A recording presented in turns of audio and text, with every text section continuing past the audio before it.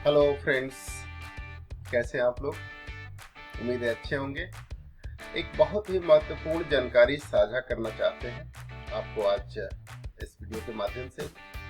UPSC की तैयारी करने वाले अधिकतर छात्र ये समझते हैं कि यूपीएससी की तैयारी करने के लिए जो आपके अलग अलग स्टेजेज हैं, प्रीलिम्स, मेंस और इंटरव्यू, तो उसको तैयारी करने के लिए अपनी अपनी स्ट्रेटजी उनकी होती है। बहुत सारे छात्र ऐसे हैं जिनको कोई सलाह देता है कि भाई पहले आप तो ऑप्शन तैयार कर लें, पहले मेंस की जीएस तैयार कर लें, प्रीलिम्स तो हो ही जाएगा। और ये भ्रम एक नहीं बल्कि सैकड़ों हजारों लाखों स्टूडेंट्स में होती है कि प्रीलिम्स तो बहुत आसान है, मैं क्लियर कर ही लूँगा, जब तक वो पहली बार प्रीलिम्स एग्जाम नहीं देते। एग्जाम जब तक पहली बार नहीं दे देते तब तक उनको ये लगता है कि मैं तो इतना काबिल हूँ कि प्रीलिम्स तो निकाल ही दूंगा, हम तो मेंस और इंटरव्यू की तैयारी करें।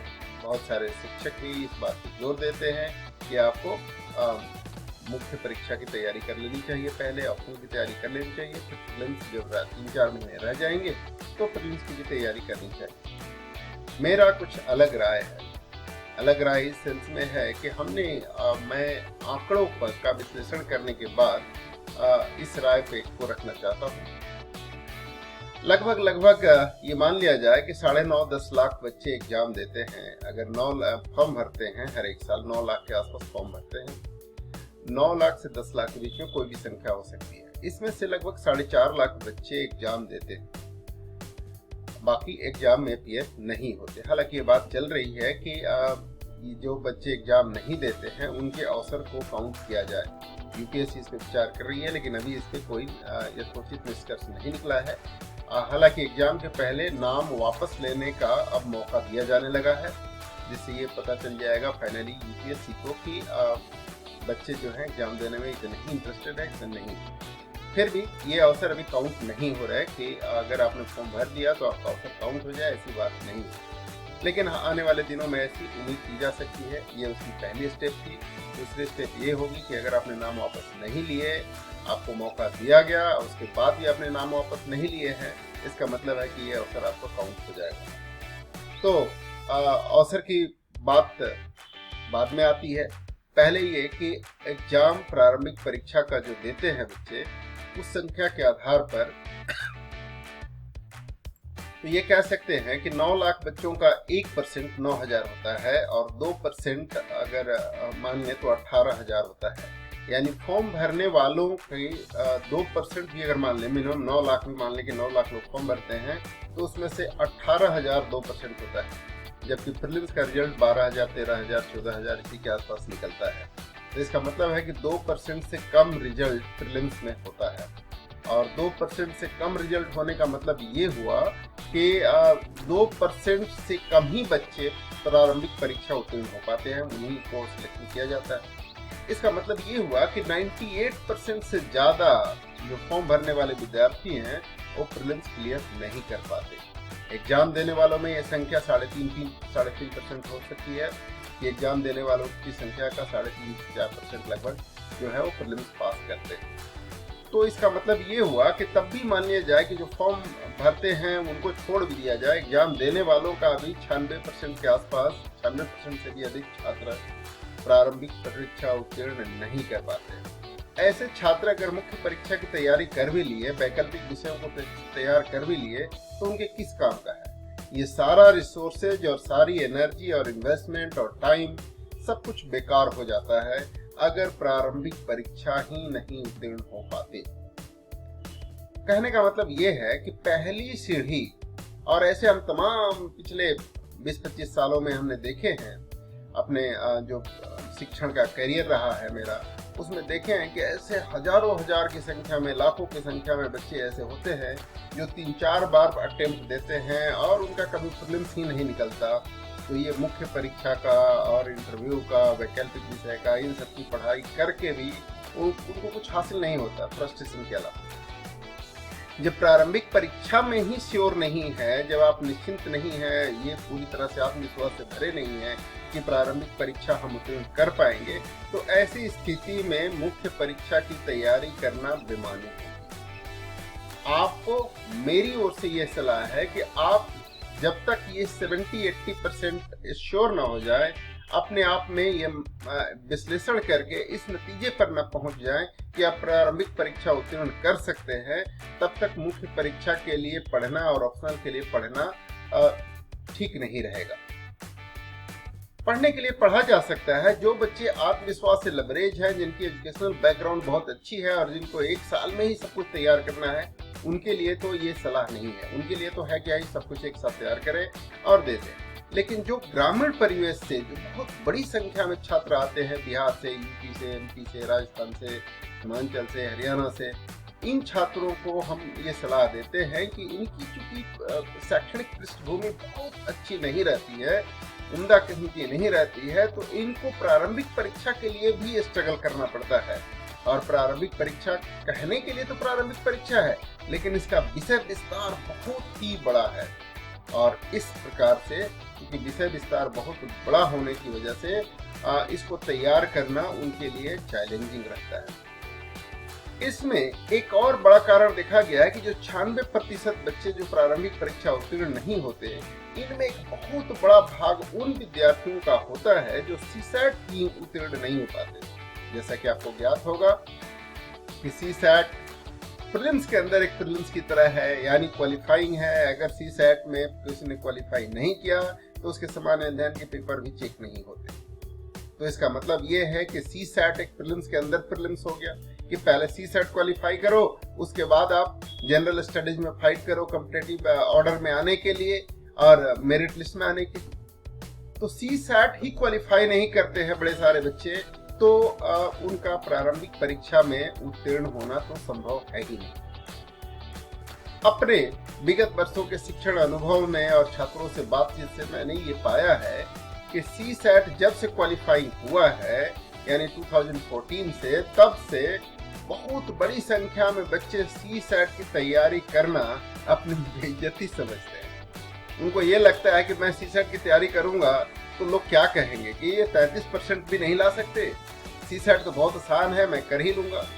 और इससे सोचने वालों में बड़ी संख्या जो होती है वो इंजीनियरिंग किए हुए छात्रों की होती है, या जिनकी मैथमेटिक्स या साइंस बैकग्राउंड होती है, ऐसे छात्रों की होती है। उनको लगता है कि ये तो मेरे घर की खेती है, हम तो मैथमेटिक्स के चैंपियन हैं और हम इसको कर सकते हैं। लेकिन मैं आपको बताना चाहता हूं कि ये जो फेल होने वाले छात्र होते हैं उसमें अधिकांश संख्या इन्हीं की होती है, क्योंकि आत्मविश्वास से लेवरेज होते हैं और यहाँ कोई गणितीय ज्ञान की परीक्षा नहीं होती है। अगर आप जरा सोचिए कि गणित का ही टेस्ट लेना होता तो यूपीएससी ऐसे ही इसकी एजुकेशनल क्वालिफिकेशन रख देती कि जिन्होंने गणित से ग्रेजुएशन किया हो वही आवेदन कर सकते हैं, लेकिन ऐसा तो है नहीं। इसका मतलब है कि गणितीय ज्ञान की परीक्षा नहीं होती है, बुद्धि परीक्षण होती है, इंटेलिजेंस टेस्ट होती है। और इसके लिए इसके क्वेश्चन इस तरह से डिजाइन किए जाते हैं कि जिसमें गणित तो थोड़ी बहुत होती है, ज्यादा से ज्यादा आपकी प्रेजेंस ऑफ माइंड का टेस्ट होता है और आपके भाषा की समझ की टेस्ट होती है, आपकी लॉजिकल एबिलिटी की टेस्ट होती है, आपकी एनालिटिकल एबिलिटी की टेस्ट होती है। इसलिए इस तरह के प्रश्न को बिना तैयारी के सामना करना मुश्किल रहता है। अगर आपने पहले से बिल्कुल ही नहीं किया है, सीधे सीधे एग्जाम में जाते हैं, तो आपसे ये हो नहीं पाएगा। 1-2% की बात छोड़ दे, वो तो एक्स्ट्राऑर्डिनरी जीनियस लोग होते हैं, बट अधिकतर लोगों से 98% लोगों से बिना तैयारी के ये हो नहीं पाएगा और गलत हो जाता है। प्रश्न की प्रकृति ऐसी होती है, उसके ऑप्शन इस तरह से होते हैं कि ये गलतियां हो ही जाती है। तो इसलिए इसको तैयारी करना जरूरी है। और हमने ये भी देखा है कि जब परीक्षा का रिजल्ट आता है तो अधिकतर ऐसे ही छात्र हमारे पास आते हैं जिनकी बैकग्राउंड इंजीनियरिंग है या मैथमेटिक्स है और आके कहते हैं कि मेरा प्रीलिम्स रह गया, हुआ नहीं। फिर वो दूसरी बार देते हैं, दूसरी बार में भी ऐसी ही कुछ न कुछ उनकी कमियां रह जाती है। वो कहते हैं कि हम इसको तो तैयार कर लेंगे, इसको कोचिंग करने की कोई जरूरत नहीं है, मैं खुद से तैयार कर लूंगा, ध्यान दूंगा, इस बार निकाल लूंगा। दूसरी बार भी रह जाते हैं। वो इसलिए रह जाते हैं कि उन्होंने फंडामेंटल तरीके जो उन्होंने बेसिक नॉलेज पढ़ी है उसको अप्लाई करके क्वेश्चन सॉल्व करना चाहते हैं, जबकि इन प्रकार के क्वेश्चन को सॉल्व करने के लिए एक विशेष शॉर्टकट ट्रिक की जरूरत होती है जो कोई एक्सपर्ट यूजुअली बता सकता है। और दूसरी बार भी जब नहीं होता है तब वो तीसरी बार फिर आते हैं किसी गुरु के शरण में और कोचिंग करने की सोचते हैं, लेकिन तब तक उनका जो आत्मविश्वास है वो इस कदर हिल गया होता है, उनकी जो कार्य करने की क्षमता होती है उसका ह्रास हो चुका होता है, जो उनका जुनून और पैशन होता है वो घट चुका होता है, जो उनकी एनर्जी होती है वो घट चुका होता है, पेरेंट्स का दबाव बढ़ चुका होता है, फाइनेंशियल बर्डन हो चुका होता है। तो उस स्थिति में उनको इन सारी चीज़ों को का एक एक्स्ट्रा बर्डन के साथ तैयारी करना थोड़ा मुश्किल रहता है। इसलिए छात्रों को ये मैं सलाह देता हूँ कि पहली क्लास के बाद ही दूसरी क्लास की तैयारी होती है। पहला स्टेप बहुत इम्पोर्टेंट है, आत्मविश्वास से लेवरेज होना चाहिए। आप पहली जो प्रीलिम्स एग्जामिनेशन है वो बिल्कुल पास करें। ऐसा जब आप एकदम आत्मविश्वास से लेवरेज हो, आपकी तैयारी जो हो आत्मविश्वास से एकदम फूट के भरी हुई हो और आप स्व परीक्षण कर चुके हो या किसी टेस्ट सीरीज को ज्वाइन करके परीक्षण कर चुके हो, तो आपको ये पता चल जाएगा कि आपकी तैयारी का स्तर कैसा है और फिर आप प्रीलिम्स एग्जाम दें।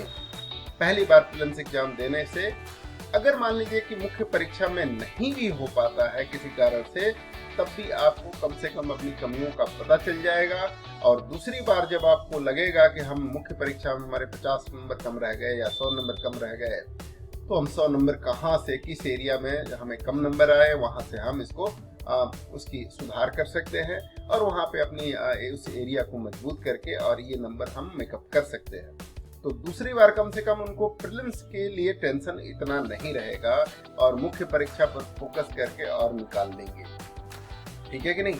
लेकिन अगर ऐसा देखा गया है, हमने बहुत सारे बच्चों से अभी अपने इतने समय के शिक्षण में देखा है कि जो बच्चे प्रीलिम्स परीक्षा पहली बार में पास करते हैं वो आत्मविश्वास से इतने लबरेज हो जाते हैं कि उनका मुख्य परीक्षा में भी मैक्सिमम उसमें से 40% के आसपास बच्चे जो है वो मुख्य परीक्षा भी पास कर लेते हैं। और वही कॉन्फिडेंस जब मुख्य परीक्षा पास कर लेते हैं तो इंटरव्यू में उनके चेहरे से, उनकी पर्सनालिटी से, उनके आत्मविश्वास में रिफ्लेक्ट होता है और उस आत्मविश्वास को जब इंटरव्यूअर के सामने वो रखते हैं कॉन्फिडेंस के साथ, तो जो है इंटरव्यू में भी अच्छे नंबर मिलते हैं और उनका फाइनल सिलेक्शन हो जाता है। तो आए दिन आप पढ़ते हैं कि भाई ये पहली बार में ये रैंक ले आया बच्चा, ये रैंक ले आया और फर्स्ट अटेम्प्ट में ही ये कर लिया।